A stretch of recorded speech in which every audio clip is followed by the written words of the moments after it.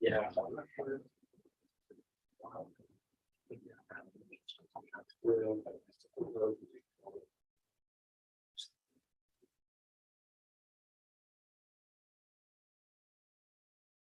Okay. So I think that we're recording this meeting as class. So a few things that we discussed in the first section of the class, and you have to know.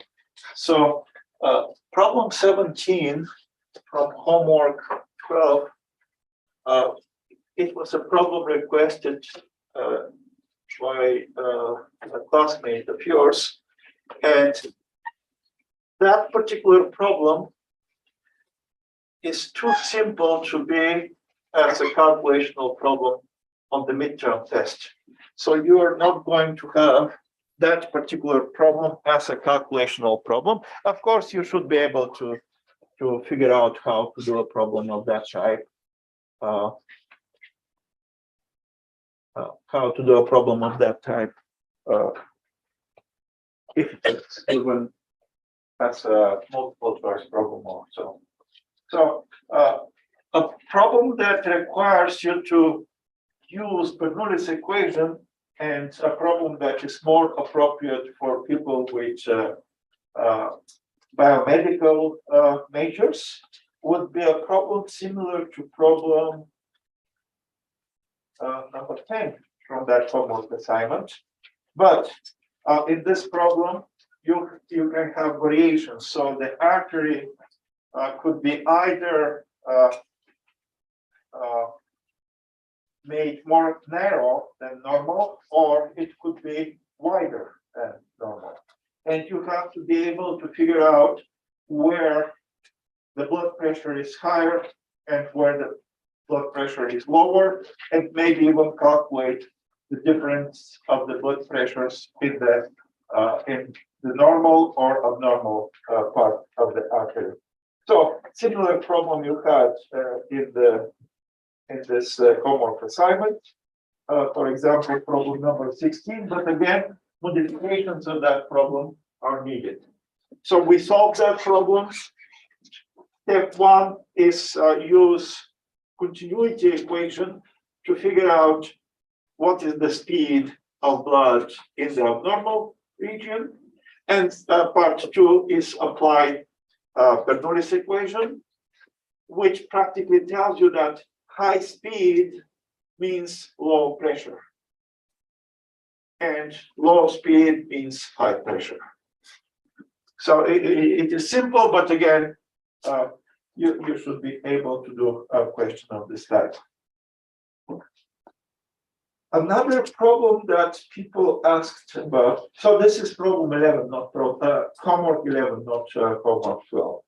From the homework 12, people asked about problems similar to the problem that we did in class last time. And it was a problem like problem number 8. You put ice in coffee. What is the resulting final temperature of the mixture? Again, this problem is okay problem. The difficulty in problems of this type is that you have to work with numbers, which means that you have to use your calculator quite a bit, and it takes class time.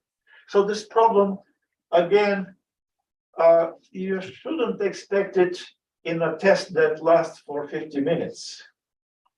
But a problem like this is perfectly fine, let's say, for the final exam, if this is what is needed. So in the first section of the class, we agreed to have in most version of that midterm a problem similar to problem number 9 from homework 12. So it is this lead bullet problem, and each practically tells you that you have to convert all the kinetic energy of a moving bullet into heat, and they tell you what should be the speed of this bullet in order it completely to melt. And In this problem, it is not a difficult problem, but again, variations of that problem should be expected. So the initial kinetic energy of the bullet in this case is purely translational kinetic energy. Keep in mind that I can modify this problem and add a rotational kinetic energy to this problem. So the bullet is not only moving, but also spinning around its axis.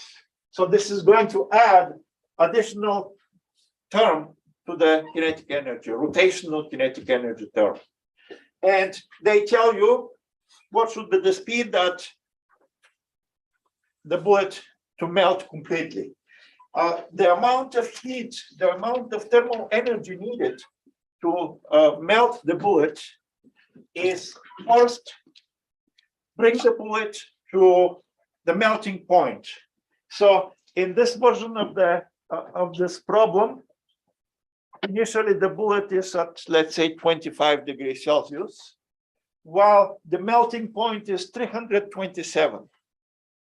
So you need amount of thermal energy that is heat capacity of the lead or whatever other material this bullet may be made of, times the mass of the bullet, times the temperature change delta T, and the temperature change for the version of the problem that you see on the screen is the difference between the melting point and the initial temperature.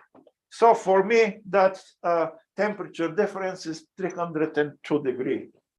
So for me, 302.3 degrees Celsius. This is the, so this amount of energy is needed to heat up the bullet to melting point, but it is not going to melt it. In order to melt it, you need additional amount of energy equal to the latent heat of fusion for the material that bullet is made of, multiplied by the mass. So in other words, they tell you that all the energy of all kinetic energy of the bullet is converted into heat. This means that your equation looks like this: 1/2 mv squared should be equal to heat capacity times the mass times temperature change plus latent heat of fusion times mass. And from here they're telling you figure out what should be the speed of this bullet in order to achieve this melting. And so you see it from here that you can cancel the mass of the bullet, and solving for the speed, you get the square of the speed is equal to 2 times heat capacity times temperature change plus latent heat of fusion. And square root of that expression gives you the minimum required speed of the bullet in order it to melt when it hits the target. Yeah. If you were to add rotational kinetic energy, would you just add it to the left-hand side of it? That's a good question. If you get a version of this problem where, in addition to the bullet moving forward, it is spinning, you have to add 1/2 the moment of inertia of the bullet times the angular speed squared. And that angular speed has to be provided to you, probably, right? Or you can have a different variation. So maybe they can give you the translational speed, ask what should be the rotational speed, or you can have variations of that problem. But yes, and the moment of inertia, of course, also has to be provided.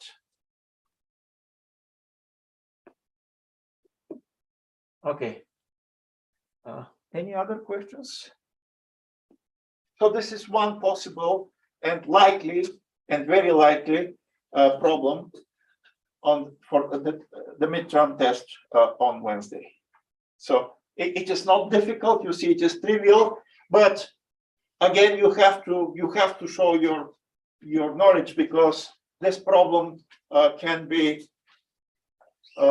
divided into separate questions. And you should be able to answer those questions. In other words, you should know what is kinetic energy, translational kinetic energy, rotational kinetic energy, latent heat of fusion, latent specific heat capacity. So those things have to be, you have to have an understanding what those terms mean in order to answer those questions. But you see, the problem is not conceptually very difficult. Any questions and remarks here? If not, any other homework problems? Homework problems from the homework that is due tonight. Do you want to see any problem solved?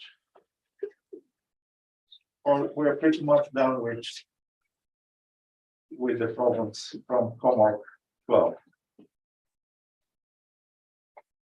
Okay, in that case, I'll start solving problems from the practice test. And the problems from the practice test that you want to see solved are right here on the board, starting with problem number 1, which is requested by somebody. Let's see what is that problem. So here's the practice test. Problem number 1 on the practice test looks like this. You have 4 objects, and they have the same mass and the same radius. Axis of rotation as usual. Which object requires largest torque to give it certain angular acceleration? So to answer these questions, this type of questions, you have to realize that even if the moment of inertia of different shapes is not given, you can figure out which shape has larger moment of inertia and which shape has smaller moment of inertia. In general, if you have more mass further away from axis of rotation, this means that you must have higher moment of inertia. So in the objects that are here, the hoop should have the highest moment of inertia, because all of the mass of the hoop is as far away from the center, from the axis of rotation as possible. The next one should be the flat disk, and the lowest, you have solid sphere.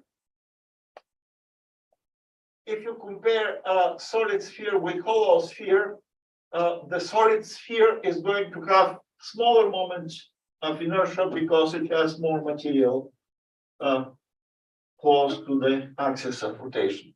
In other words, if you want to rank the moments of inertia of those 4 objects, the highest is the hoop.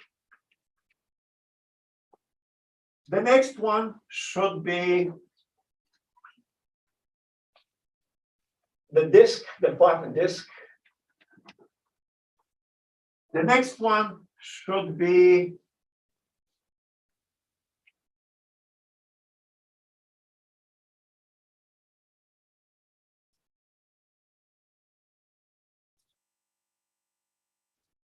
the hollow sphere.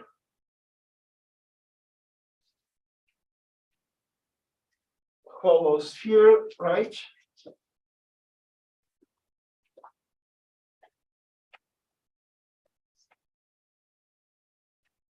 And solid sphere is going to be the lowest moment of inertia. Yeah. Why wouldn't hollow sphere be above the disk? So let's look at objects like that. So I happen to have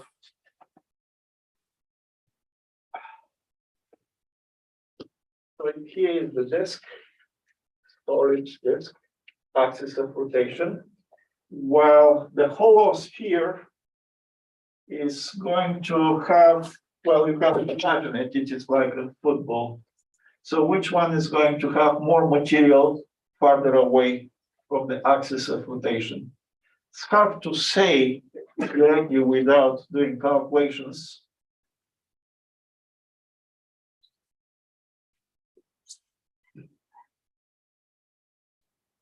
But look, if I give a problem like this, I'm probably going to exclude either the hollow sphere or I'm probably going to exclude, let's say, the hollow sphere, because it's hard to imagine how it is. But ranking the moments of inertia is more or less like this. Now, once you have this moment of inertia ranking, keep in mind that the net torque is moment of inertia times angular acceleration. So the largest torque required to provide the same angular acceleration is going to be for objects that have the highest possible moment of inertia, and the highest possible moment of inertia, of course, is the whole. Okay. Remarks, questions?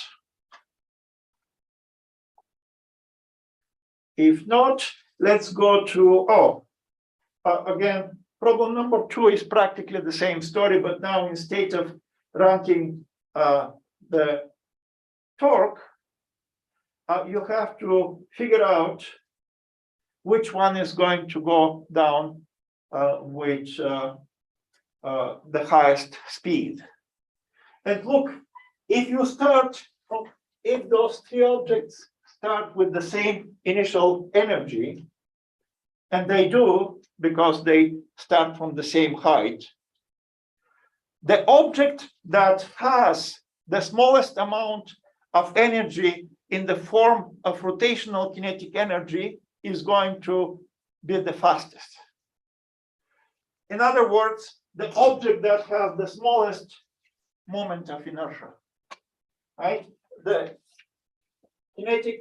rotational kinetic energy is 1/2 moment of inertia times angular velocity squared. So this rotational kinetic energy doesn't contribute directly to the translational motion. So the more rotational kinetic energy you have, less energy is left for translational kinetic energy. Therefore, less energy is left for moving along the incline. Therefore, the first object that is going to reach is going to be the object that is the smallest moment of inertia, which in this case is the solid sphere. The next one is going to be the disk, because it has a little bit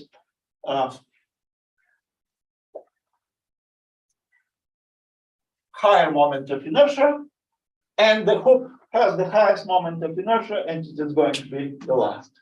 In other words, the ordering is going to be 1, 2, 3, should be this one. Okay, any remarks and questions here? Okay, now looking at the next problem that you want to solve is problem number 4 from the practice test. And to answer that problem, you have to use the work energy theorem.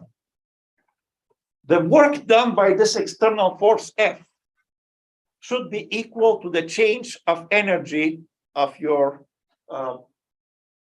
solid disk. So you can easily say that the work done by the external force F is just a product of the force times the displacement. the displacement and the force are in the same direction. So cosine of 0 degree angle between them is equal to 1. I'm not writing it. The change of energy, well, initial energy of this disk is 0 because it is at rest. And at the final point, 12 meters further, its energy is going to be kinetic energy, 1/2 mv squared. But in addition to that, translational kinetic energy, this disk is going to have rotational kinetic energy, which is 1/2 moment of inertia times angular velocity squared. This second term of the energy can be modified because it is a disk that is rolling, and therefore you have a connection between the translational speed and the angular speed of rotation. So you can say that it is 1/2 mv squared plus. Now, the moment of inertia of a disk has to be provided to you. The moment of inertia of a disk is equal to 1/2 the mass of the disk multiplied by the radius of that disk squared. This is the moment of inertia of a disk with respect to axis that goes to the center of symmetry of the disk. And this has to be multiplied by angular velocity squared to get the rotational kinetic energy of the disk. And now look, the radius of rotation times angular velocity is exactly equal to linear velocity. So you have linear velocity squared here, and therefore the change of energy turns into 1/2 mv squared plus 1/2 times 1/2 is 1/4 mv squared, and 1/2 plus 1/4 is 3/4. You have 3/4 mv squared is the change of energy of this disk. And after that, now the work of the external force is equal to the change of energy, which means that force times displacement is equal to 3/4 mv squared. And from here, since they are asking you to find the speed of the center of mass of the disk, solving for the speed v, you have v is going to be equal to square root of force times displacement times 4 divided by 3 times the mass of this disk. And of course, this problem can be modified. Instead of a disk, you can have a sphere with given moment of inertia, or a hollow sphere, or some other object that has rotational symmetry. Okay. Any remarks about this problem? Okay, next problem on the list that I see here is problem number 18 from the practice test. Let's see what is problem number 18 on the practice test.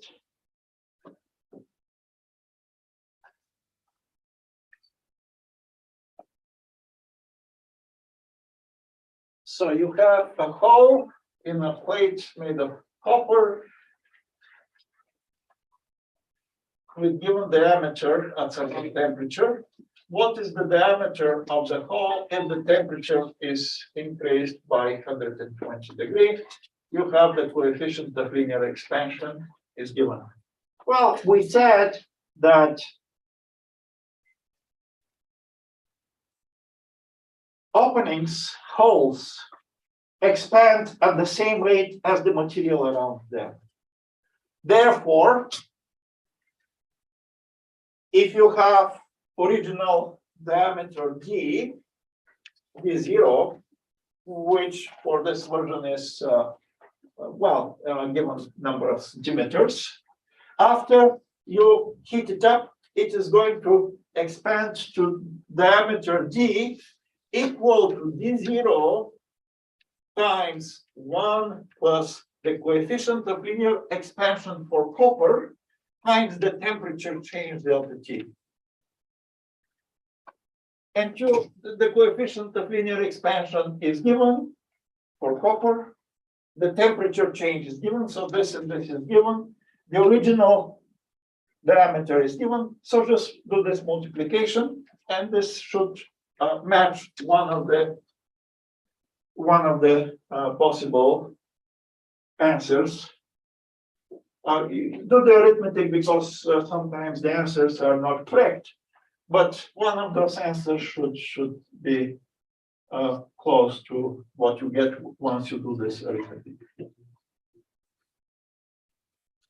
What is the term just inside the parentheses on the left? One, the number one, Oh, the number one. Right, the formula for linear expansion looks like this. The new length is equal to the old length plus the old length times the coefficient of expansion times temperature change. So I'm just applying that formula, but instead of length, I'm saying diameter, which is length, right? Okay. The purpose of giving this question is people not to forget.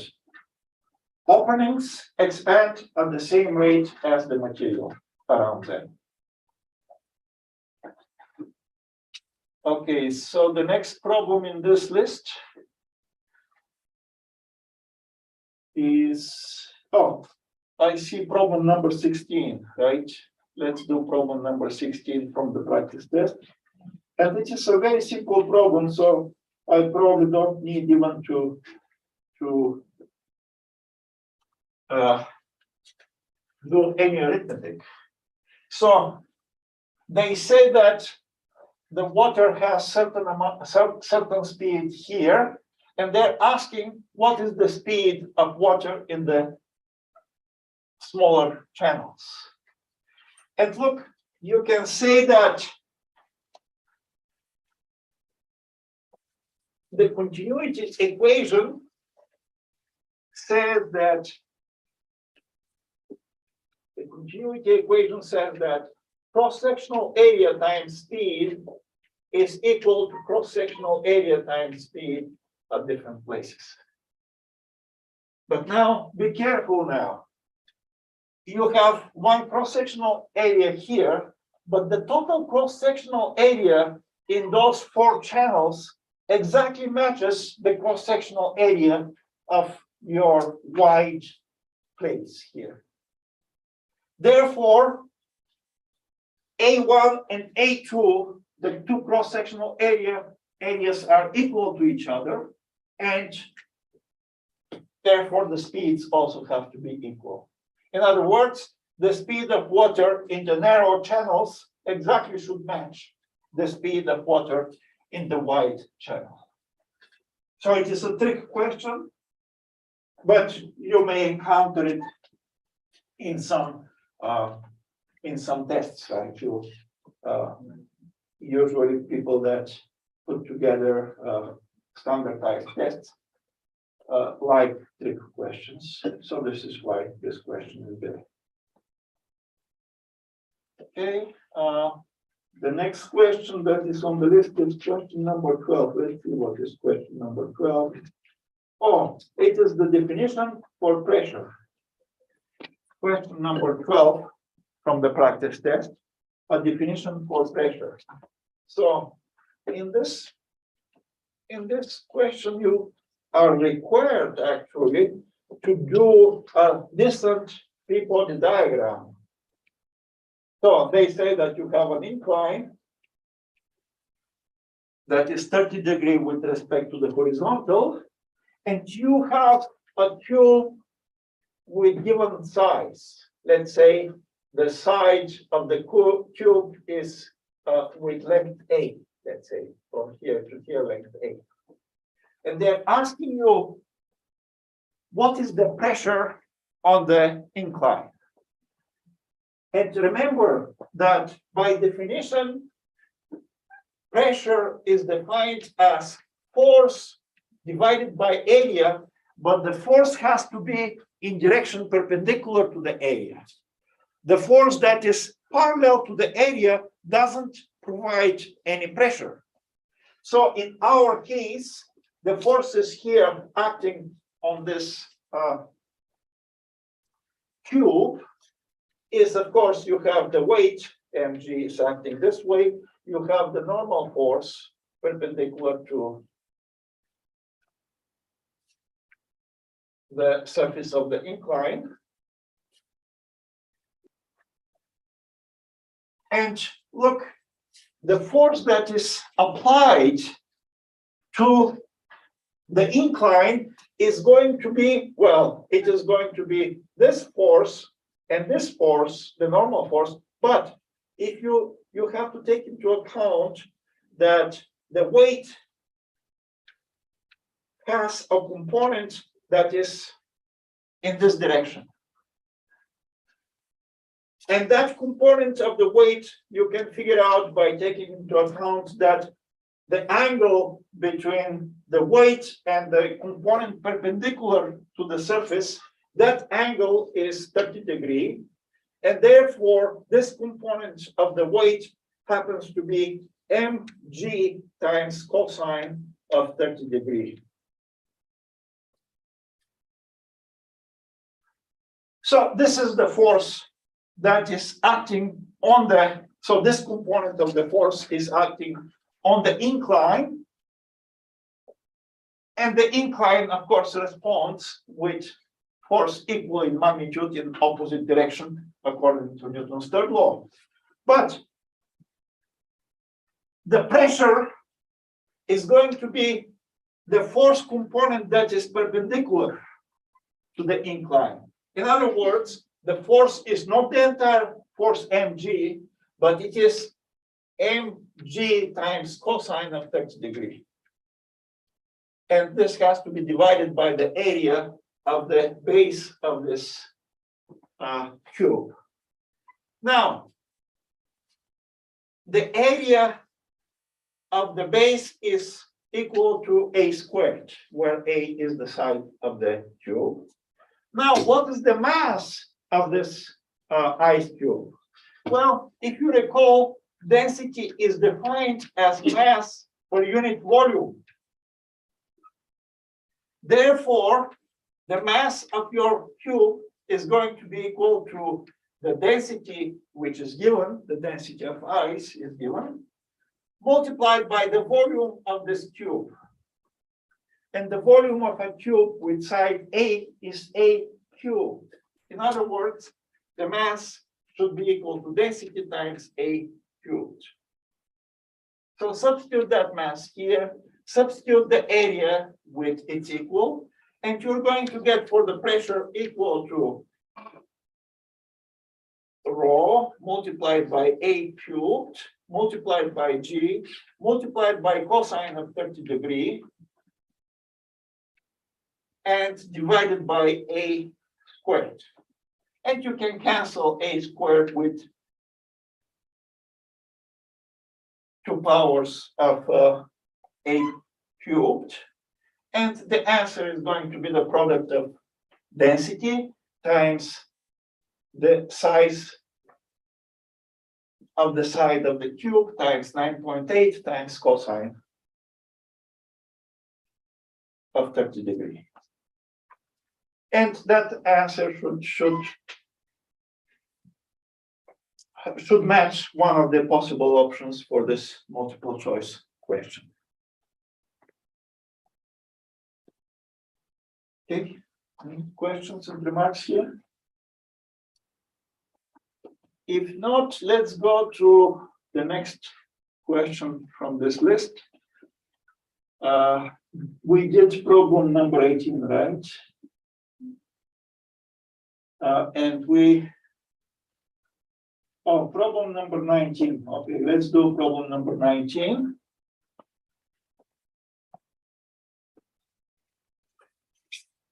Problem number 19.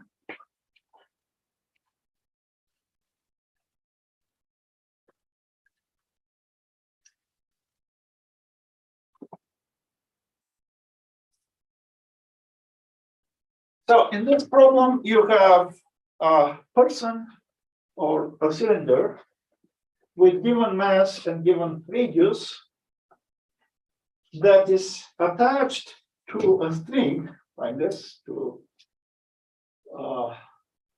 right, a cord, they say. So it is something like this. You have a cylinder and it is like this, and you let it go. And the question is to figure out what is the acceleration of this falling cylinder.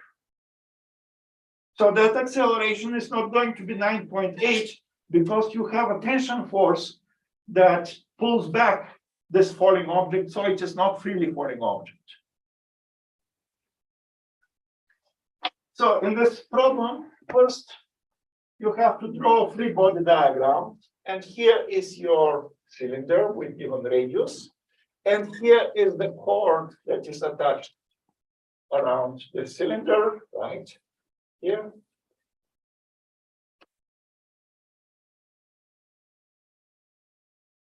There are only two forces acting on this cylinder. You have the weight acting at the center of mass, the center of the cylinder, this way. And of course, you have tension force that is acting along the line of the string. So you need a coordinate system here, and it is convenient to choose a coordinate system with positive axis in downward direction. So this is your free body diagram. Two forces, one of them applied to the center, the other one applied along the direction of the string. And you need a coordinate system, of course. This is part A. Part B, what is the magnitude of the acceleration of this cylinder? And to figure out that acceleration, you just have to use Newton's second law. So the net force acting on the cylinder is mg in positive direction, tension force in negative direction. This is the net force, this difference of two forces. And that net force, according to Newton's second law, is equal to the mass of the cylinder times its acceleration.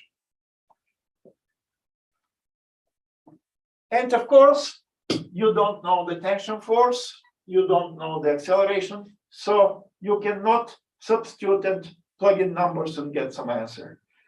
You need one more equation, and that additional equation is going to come from Newton's second law again, but Newton's second law for rotations. So Newton's second law for rotation says that the net torque is equal to moment of inertia times angular acceleration. In our case, the axis of rotation is right here at the center of the cylinder, and therefore the torque from the weight is zero. The weight doesn't contribute to the torque with respect to axis of rotation that is through the center. Only the tension force generates a torque. And by definition, a torque of a force is equal to the magnitude of the force multiplied by the lever arm of that force. The lever arm is the distance between the line of action. Line of action is along the direction of the force. So lever arm is the distance between the line of action and the axis of rotation. That distance is exactly the radius of the cylinder. Therefore, the torque of the tension force is a product of the tension force multiplied by the radius of the cylinder. This is the torque. The net torque acting on the cylinder. That net torque should be equal to the moment of inertia unknown. Remember, moment of inertia is analog of mass, so it is exactly like this. And instead of acceleration, you have angular acceleration now. The angular acceleration of this cylinder. And look, now you have to keep in mind that the moment of inertia of a cylinder, you can find it from tables, of course. And that moment of inertia is 1/2 mass of the cylinder times the radius squared. Similarly, for a rolling object, the angular acceleration is equal to the linear acceleration divided by the radius. So this means that this second equation, right here, the equation that we got from Newton's second law for rotations, looks like this. Tension force multiplied by the radius of the cylinder is equal to 1/2 the mass of the cylinder times the radius of the cylinder squared times acceleration, linear acceleration divided by the radius. And now look, in this equation, the radius of the cylinder cancels out completely. And you get the tension force is equal to 1/2 the mass of the cylinder times the linear acceleration A. Again, you cannot do any substitutions of numbers here, but this expression for the tension force allows you to substitute the tension force with its equal in the first equation. And the resulting equation is going to look like this. Mg minus, instead of tension, I'll write its equal. 1/2 Ma is equal to Ma. And of course, 1/2 Ma that is negative on this side of the equation goes to the other side with opposite algebraic sign. And the equation becomes Mg is equal, so 1/2 plus 1 is 3/2. 3/2 Ma. Of course, the mass of the cylinder cancels out. And only for the acceleration, you get the acceleration is equal to 2/3 of the acceleration due to gravity.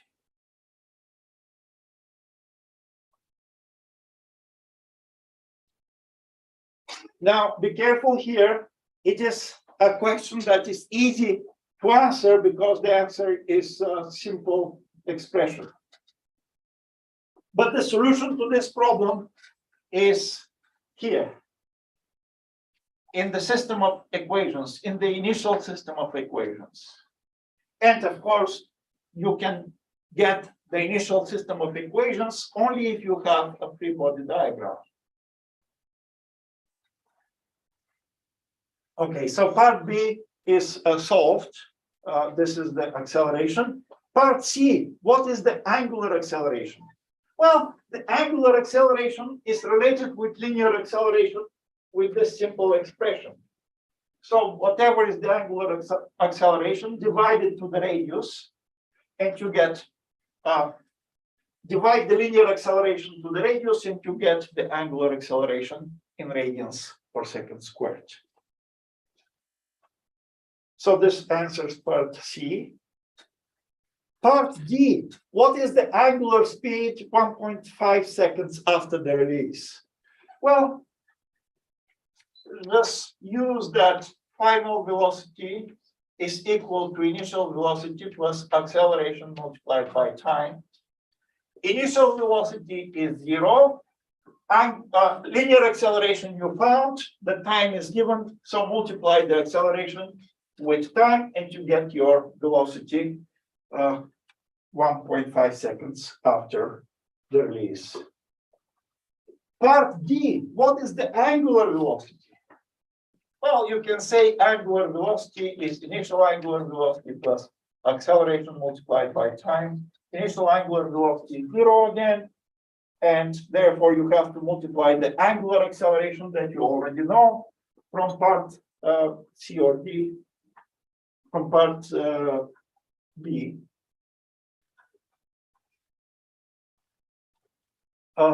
By time, and you're going to get the angular velocity. Alternatively, you can just say that angular velocity is equal to linear velocity divided by the radius, and you're going to get exactly the same number. Linear velocity is found in part C. And finally, what is the speed of the center? Well, okay, so part C was what is the angular acceleration? So this is the angular acceleration. So this is part C. Part D, what is the angular speed? Well, part D, here is the angular speed if you want. So I messed up the questions. So this is question D. Angular speed is whatever the acceleration you found in previous part multiplied by time gives you the angular speed. And finally, what is the speed of the center of mass? Part E. You can say that the speed of the center of mass, part E, you can say it is either V is equal to initial plus acceleration multiplied by time. The initial speed is 0. Or you can say that the speed, linear speed, is angular speed multiplied by the radius, and you're going to get exactly the same answer as if you do it the first using the first formula. Okay, let's see questions and remarks.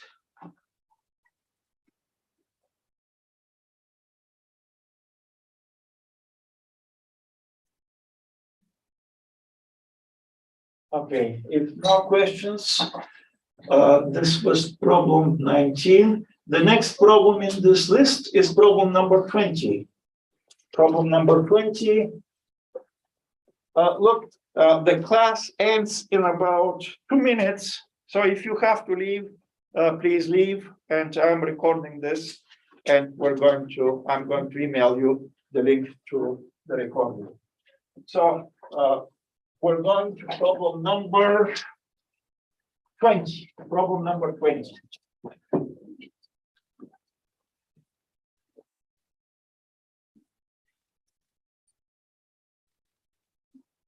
So in problem number 20, you have an incline again. Incline like this. They give you the angle between the incline and the horizontal, angle of 30 degrees, they say. And they say that you release a marble with given moment of inertia from initial height h. H in this case is 1.8 meters. So they say that the marble is rolling without slipping. And the first question that they ask is figure out what is the speed of the marble when it reaches the horizontal segment. Here. And look, here is there are no external forces acting, doing work on this marble. Therefore, whatever is the energy of this object before its release, exactly the same energy this object should have when it reaches the bottom. So the initial energy is purely gravitational potential energy, mgh. The final energy, E final, is translational kinetic energy equal to 1/2 mv squared, but the marble is also spinning, so it also has rotational kinetic energy 1/2 moment of inertia times angular velocity squared. They give you the moment of inertia of the marble. It is 2/5 mr squared, which means that you can write the final energy of the marble as 1/2 mv squared plus 1/2 times 2/5 mr squared. times angular velocity. And again, the product of the radius times angular velocity gives you the linear velocity. And therefore, you can write the final energy of the marble as 1/2 mv squared plus 2 with 2 cancels out, and you're left with 1/5 mv squared. 1/2 plus 1/5 is equal to 7/10 mv squared. In other words, your equation for conservation of energy looks like this. E initial is equal to E final. In other words, mgh has to be equal to 7/10 mv squared. And the mass of the marble cancels out, and you're left with the speed squared. The speed squared is equal to 10 times gh divided by 7. And when you take square root of it, you get the speed of the marble. So this is part A. The speed of the marble is calculated from conservation of energy directly. Part B, find the average acceleration of the marble while it is rolling. And in order to answer this question, you just have to figure out which kinematic variables are known. They tell you that the marble starts from rest, so V naught is 0. You just calculated the final velocity of the marble, and you need one more number in order this question to be kinematically answerable. And that number is going to be the displacement of the marble. So it is this distance from here to here, displacement x. And you see that from the right triangle that is formed, you can say that the height divided by the displacement is equal to sine of 30 degrees. And therefore, the displacement by itself, x, is equal to the height divided by sine of 30 degrees. So this is a number that is known. So you have your third number known. From here, you have to find the acceleration. And you need a kinematic formula that connects those four variables. In other words, a kinematic formula that doesn't include time. And that formula is this one. Final velocity squared is initial velocity squared plus 2 times acceleration multiplied by displacement. Your initial velocity is 0, and displacement, we found it. Solving for acceleration, you get that the acceleration is equal to velocity squared divided by 2 times the displacement, which is the expression that we have from here. So this answers question B, part B of this problem. Part C, find the magnitude of the average angular acceleration. Well, the angular acceleration is related with linear acceleration via this simple formula. So just divide the linear acceleration that you found in part B to the radius of the marble, and you're going to get the angular acceleration of the marble. Part D, the next torque that is acting on the marble. So, right, this marble starts spinning. What is the next torque acting on the marble? Well, you have to use Newton's second law for rotations. The net torque is equal to moment of inertia times angular acceleration. The moment of inertia is given, the angular acceleration, you just found it. Their product gives you exactly the net torque according to Newton's second law for rotations. So this is part B. And finally, which force generates the torque? So look, here is the marble somewhere in the middle of its path.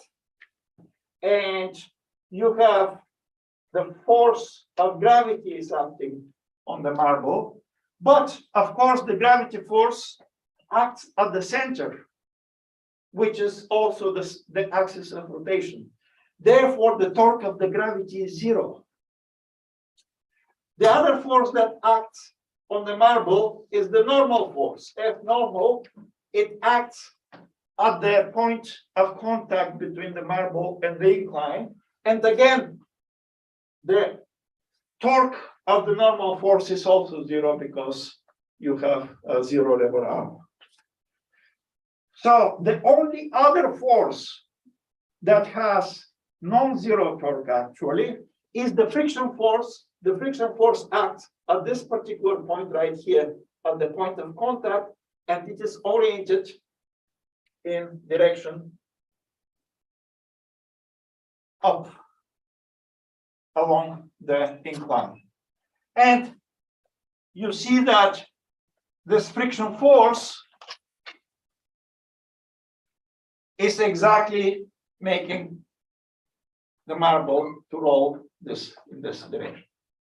So this basically tells you that if this is frictionless incline, if it is ideal ice, this marble, when going down, is going to slide but not roll, because if you don't have friction, you don't have a force that produces torque.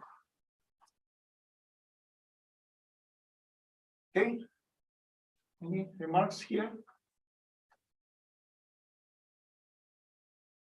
Okay, so the next problem in this list is problem number 21. So a problem similar to problem 21 you should expect on the test.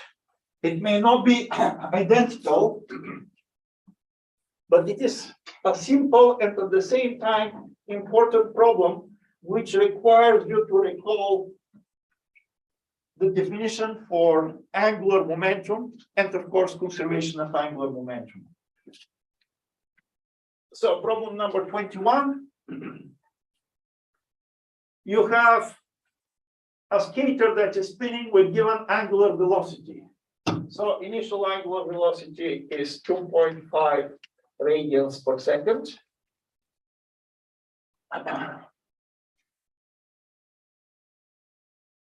And some moment of inertia while spinning that way, that is, we call it I naught, moment of inertia, some unknown moments of inertia.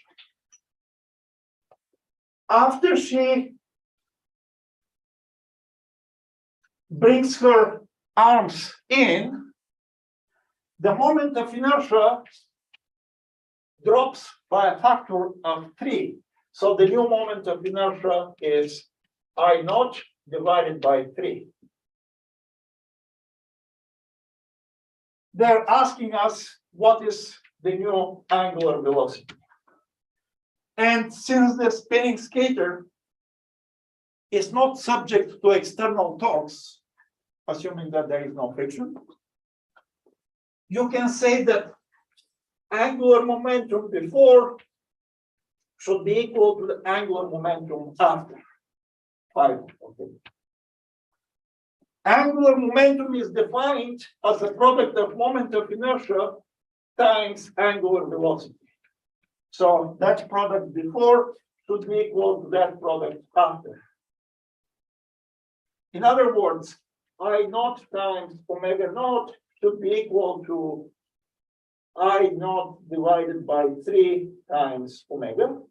And you can do this arithmetic here. You can cancel the moment of inertia at the initial moment of time. and you're going to solve for the final moment of inertia, you get it to be 3 times higher than the initial moment of inertia.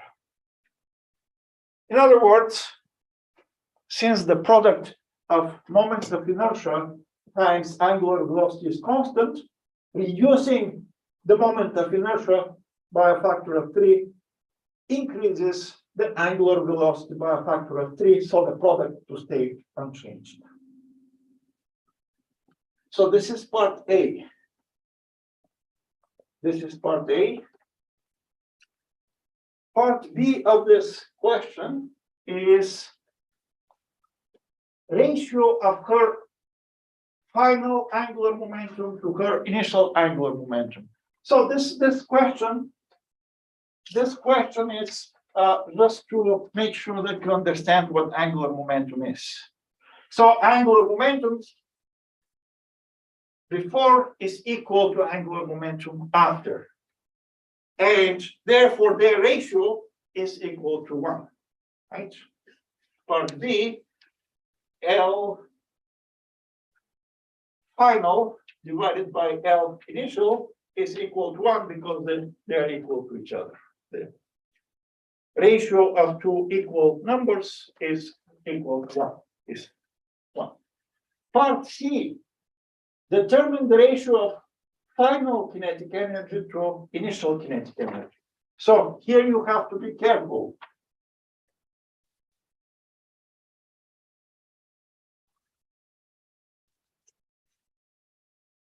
Your final kinetic energy is equal to 1/2 moment of inertia at the final moment of time times angular velocity at the final moment of time squared. But you have that the final moment of inertia is 1/3 of the initial. And you already determined that the final angular velocity is triple. So you have 3 times initial angular velocity, everything squared.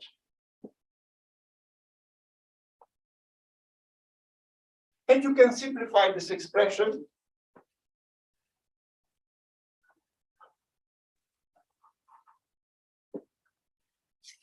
It is going to give you 1/2 I naught.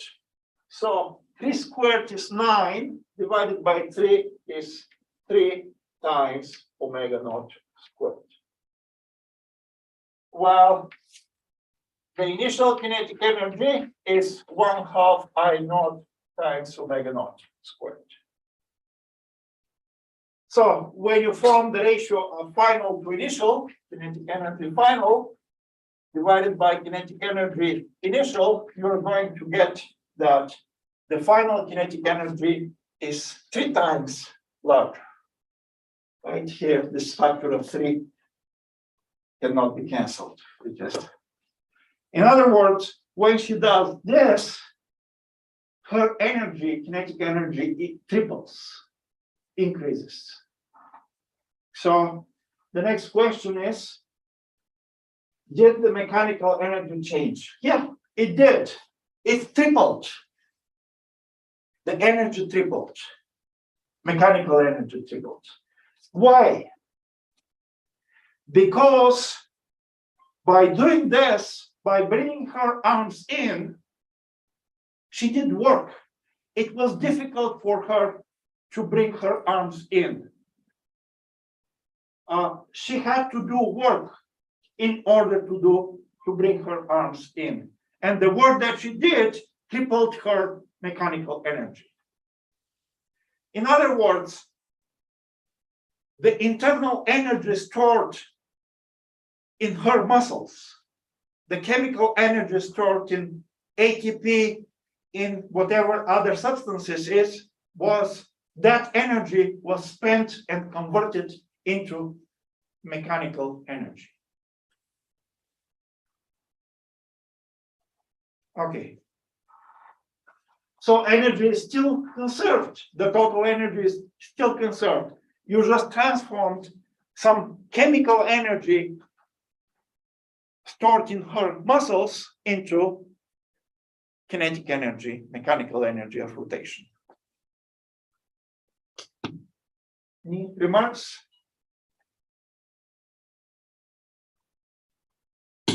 So this was problem number 21. The next problem in the list is problem number 22. Let's see what problem number 22 is. Okay, so this problem 22 is identical to one of the homework problems, and we said that it is a possible problem for midterms, finals, any tests. So let's see what that problem requires. So problem number 22.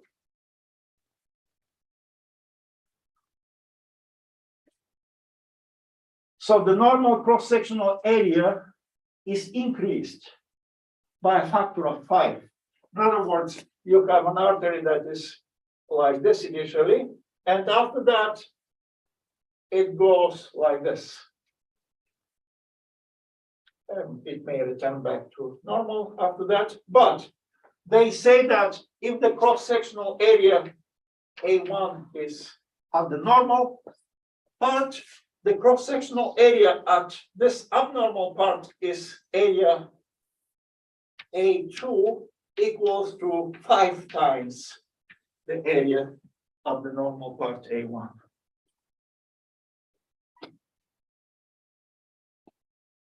They give you the speed of blood in the normal part. So that speed V1 is given. It is 0.5 meters per second. They're asking what is the speed of blood in the enlarged section. So part A, what is the speed of blood V2? And of course, you remember the equation of continuity for ideal fluid. It says the product of area times the speed of fluid in that area should be the same everywhere in the fluid.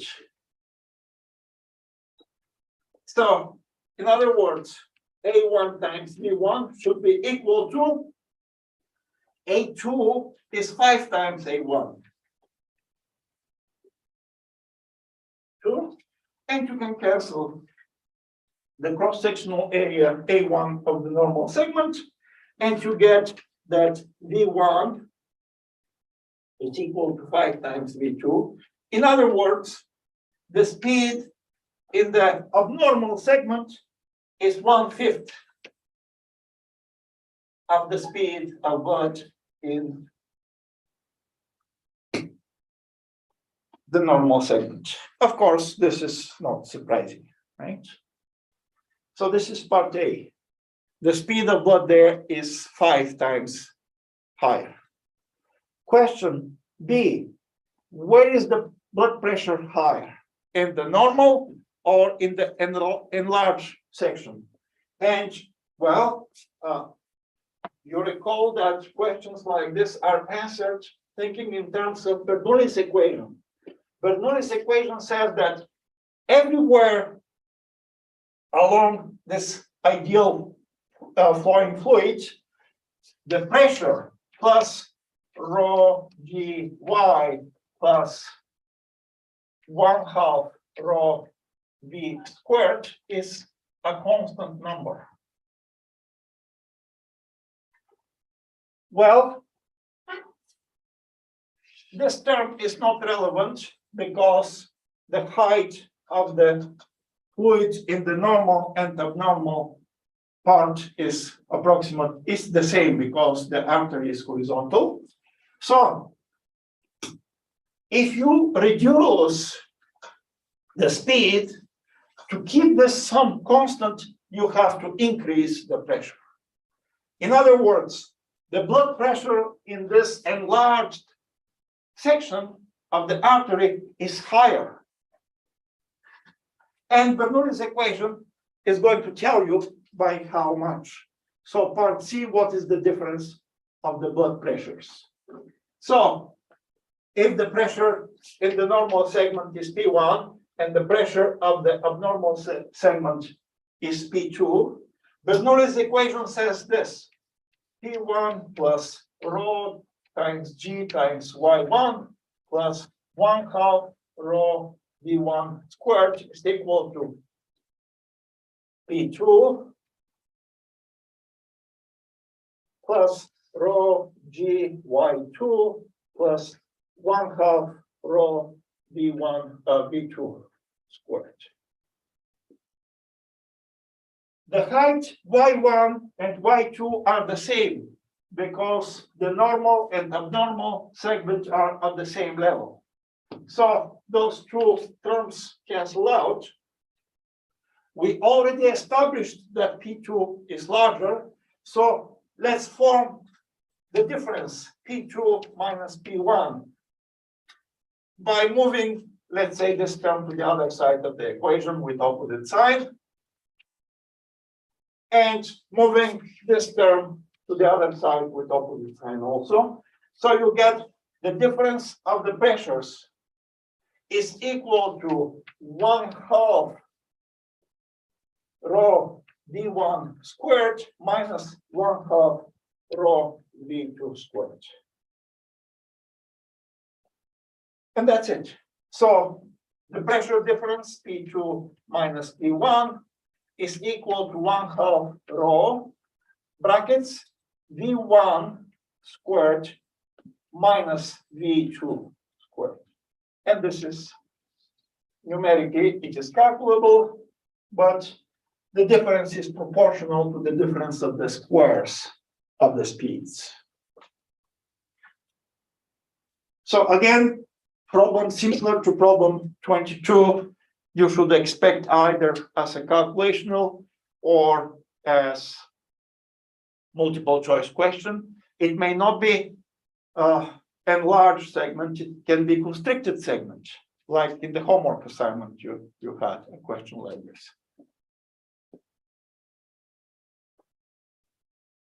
Okay. Yes. Under what type of circumstances would the height impact that equation? Well, if the artery were not horizontal, but if it were like this, artery like this, right?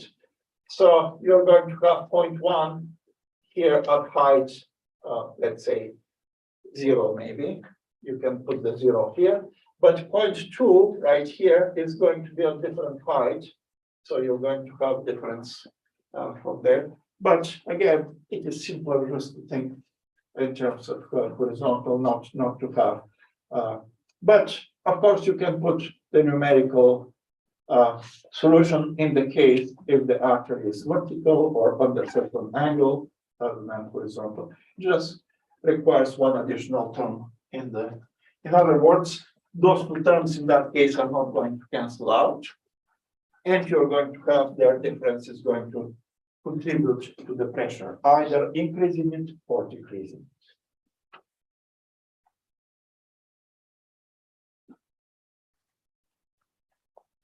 To the pressure difference, of course. Okay, other questions? If not, let's go to the next problem, problem number 23. So that problem is, let's see if we can do this problem without drawing the diagram that is given in the practice test. So they give you some complicated volume with fluid in it. And with the piston, you make the fluid inside to move to the right.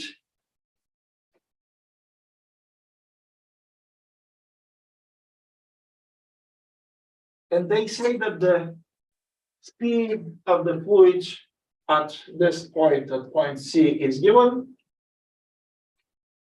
And they give you different points along this volume of flowing fluid. They give you the atmospheric pressure also. And the first question is, what is the speed of the fluid at point A? What is the speed of the fluid at point A? And again, you have to apply Bernoulli's equation for points A, B, and C. So here is Bernoulli's equation. So they're asking, let's leave Bernoulli's equation like this. So instead of point 1 and 2, let's think in terms of point A, pressure at point A, height at point A, velocity at point A, and here pressure at point C, height at point C, and velocity at point C. So here is Bernoulli's equation applied for points A and C. And look, point A and C are of the same height. So again, this term and this term are equal and they can cancel out. Now, the pressure of the fluid at point C is exactly the atmospheric pressure, because that point is in contact with the atmosphere. So this pressure is atmospheric pressure. The speed of the fluid at point C is given. It is 8 meters per second. And from here,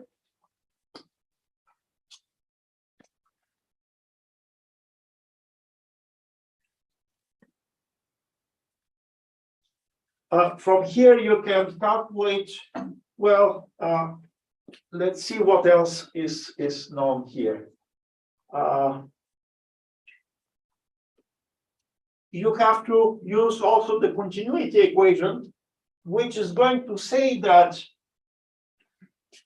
the speed at point, okay, cross-sectional area A at point A multiplied by the speed of the fluid at point A should be equal to cross-sectional area at point C times the speed of the fluid at point C.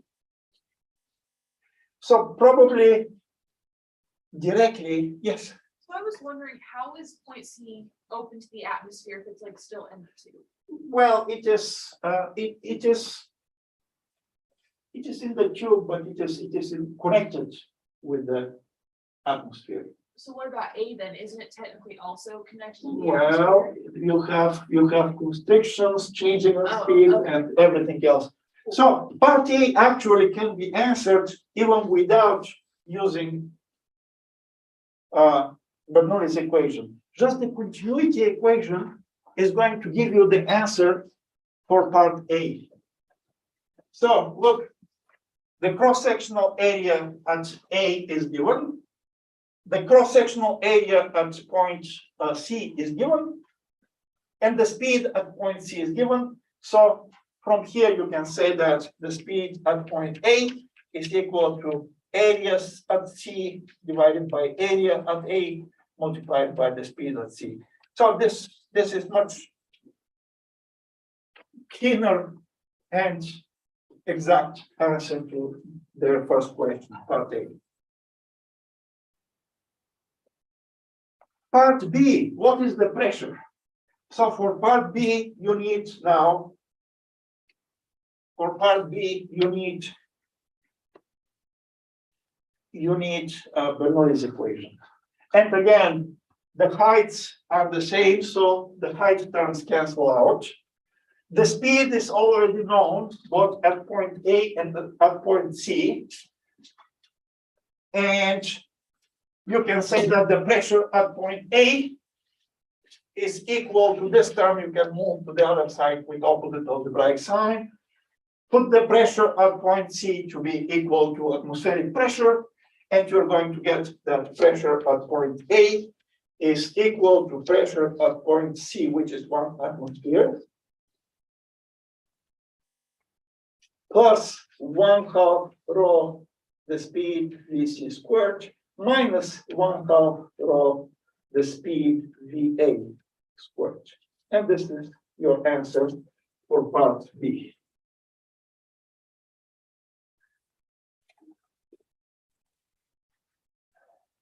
So this is the answer for part B. Pressure at point A, okay.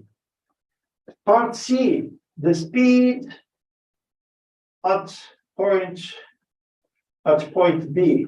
Again, the continuity equation is going to give you that speed. So again, you can say, let's say, the area at point A times the speed at point A should be equal to area at point B times the speed at point B. And this should give the speed at point B is the speed at point B should be equal to area A divided by area B multiplied by speed at A. So this is part C. Right, this is part C. Part D, total pressure at point B. So look, you can calculate the total pressure at point B, again, using Bernoulli's equation. So you don't need to take into account this height A over there. But you can immediately actually answer that question. Well, pressure here should be the same as pressure at this point. So you can immediately answer by taking into account that in this column H, there is no motion of the fluid in this column.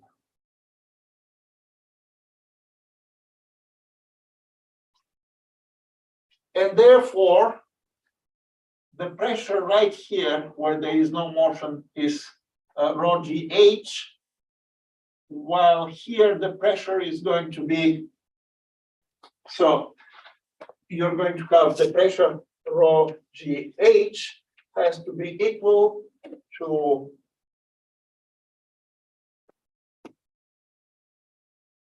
what is the pressure there is going to be equal to the pressure at point B in order not to have pressure difference, but wait a second.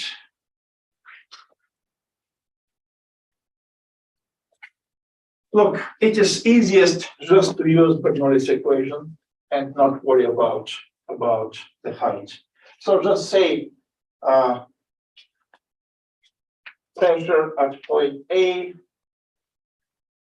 So this term, the height term is the same, so I'm not going to write it, plus 1/2 rho VA squared should be the same as pressure at point B, plus 1/2 rho VB squared. So here everything is known, the speeds are known, and you can solve for the pressure at point B and have that pressure equal to PA plus 1/2 rho VA squared minus 1/2 rho VB squared. So this is the answer for part D. For part D. And finally,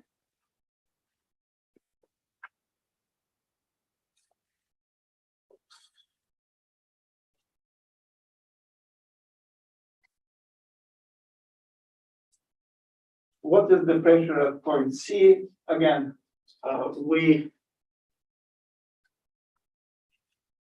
already answered this, right? Here is the pressure at point C is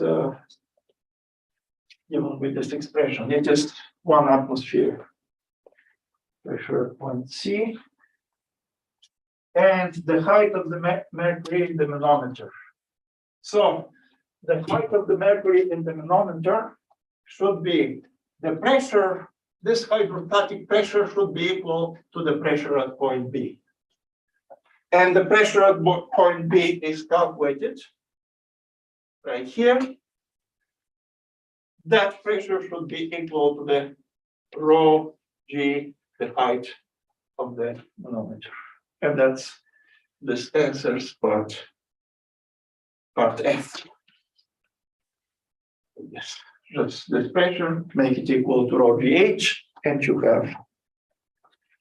So this is a long problem with too many moving parts.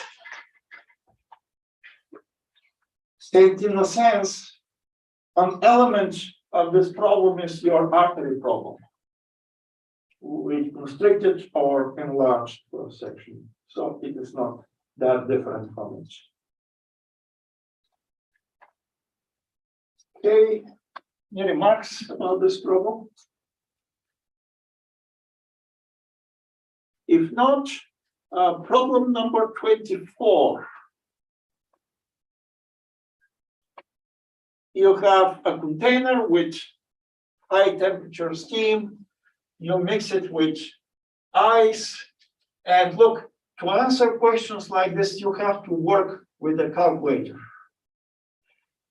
So, because you don't know if the final phase of this mixture is going to be gas, liquid, or ice. So without a calculator, you cannot say. But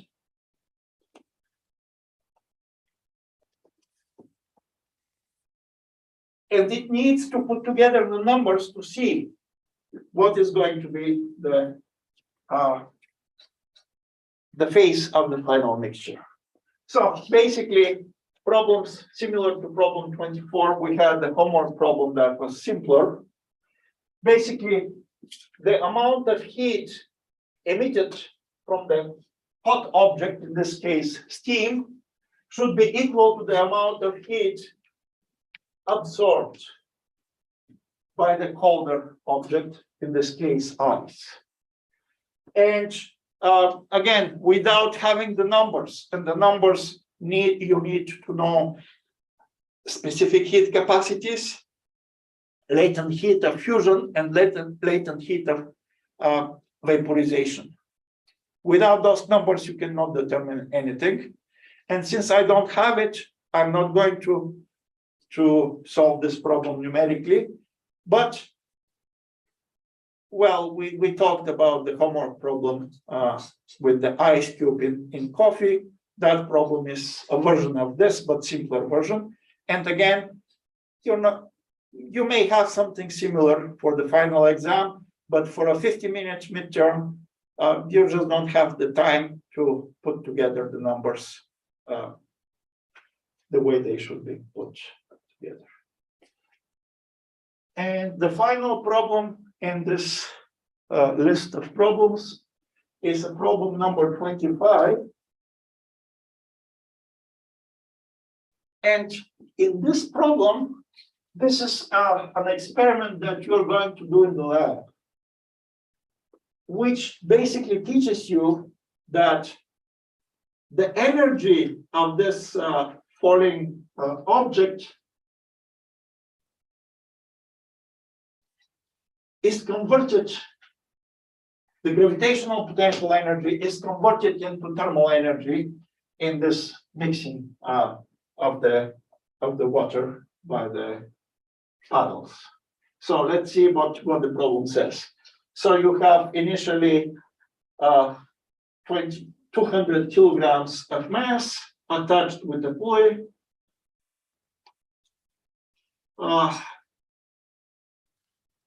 And the material is glycerin with given mass and given initial temperature, and the object falls a distance 5 meters.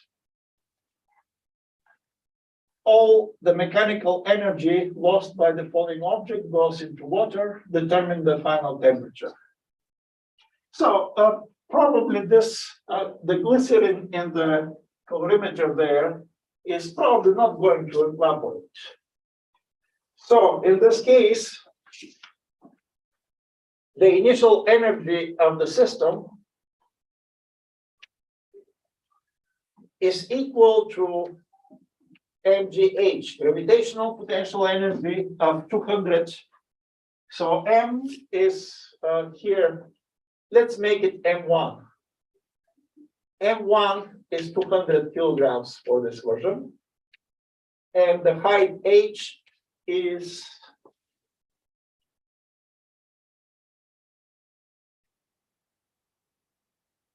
5 meters.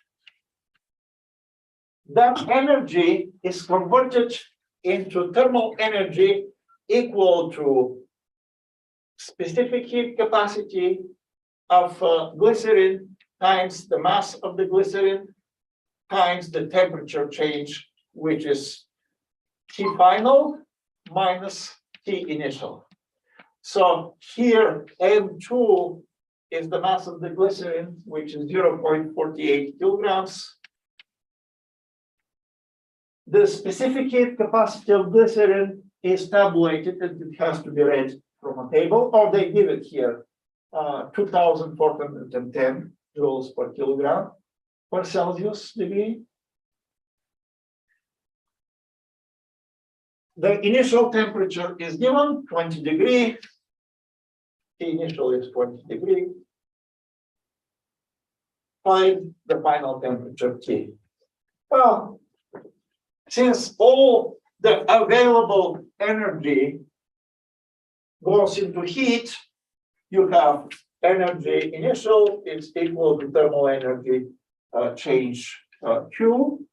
In other words, you are going to have M1 times G times H is equal to heat capacity times mass times the temperature change, unknown temperature T minus 20 degrees Celsius, like this. And from here, solving this equation for the final temperature, you can find it. This final temperature is the only unknown in this equation. So you're going to have something like this. You're going to have heat capacity times mass times final temperature is equal to, so this is M2. M2 is equal to M1GH plus specific heat capacity times M2 times 20 degrees Celsius.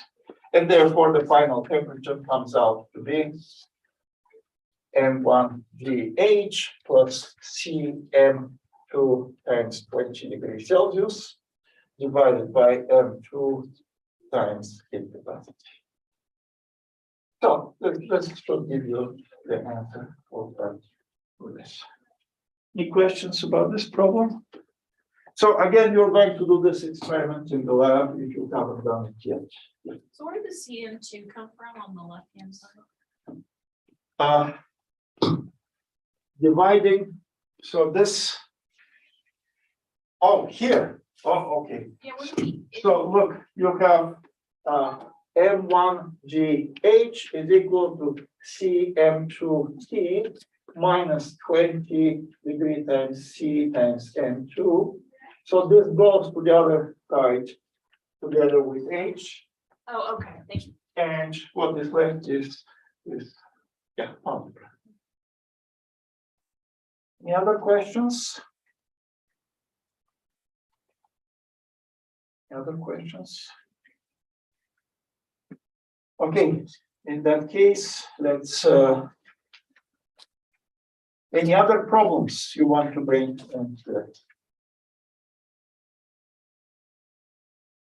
Well, in that case, let's end it here. And again, remember the problems that you have to review. Review meaning work them out independently, fully, because the answer by itself is worth 0 points. And well, I'll see you on Wednesday.